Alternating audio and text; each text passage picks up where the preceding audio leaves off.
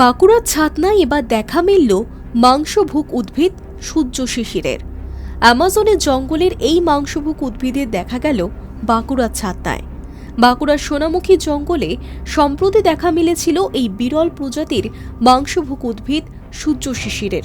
এবার ছাতনা ২ নম্বর অঞ্চলের জনার্দনপুর মাটি সৃষ্টি প্রকল্পের জমিতে এই বিরল প্রজাতির উদ্ভিদের দেখা যাওয়ায় এলাকায় ছড়িয়েছে চাঞ্চল্য।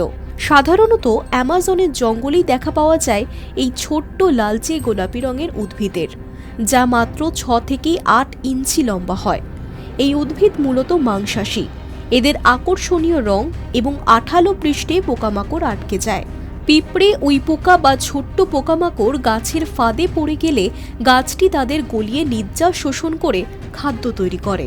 এ প্রসঙ্গে জনার্দনপুর মাটি সৃষ্টি প্রকল্পের সম্পাদক শঙ্কর চক্রবর্তী জানিয়েছেন, সর্ষে লাগানো হচ্ছিল এখানে, তখনই নজরে আসে এই গাছগুলি। এই বিরল উদ্ভিদদের সংরক্ষণ করা হবে। আমাদের এই ঝগড়াপুরের কাছে জনার্দনপুর মাটি সৃষ্টি সাইট। আমি হঠাৎই এখানে আমাদের সরিষা লাগানো হচ্ছিল, এলাকাতে গাছটা দেখলাম এবং এটা একটা রেয়ার প্রজাতির গাছ সূর্য শিশির। সচরাচর আমাদের এদিকে কোনো বন জঙ্গলে দেখা যায় না।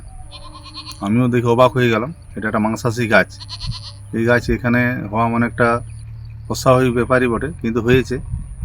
আমি চাই মানুষ এসে দেখুক, এটা একটা শিক্ষামূলক জায়গা, মানে দেখানো যাবে। Hi News network.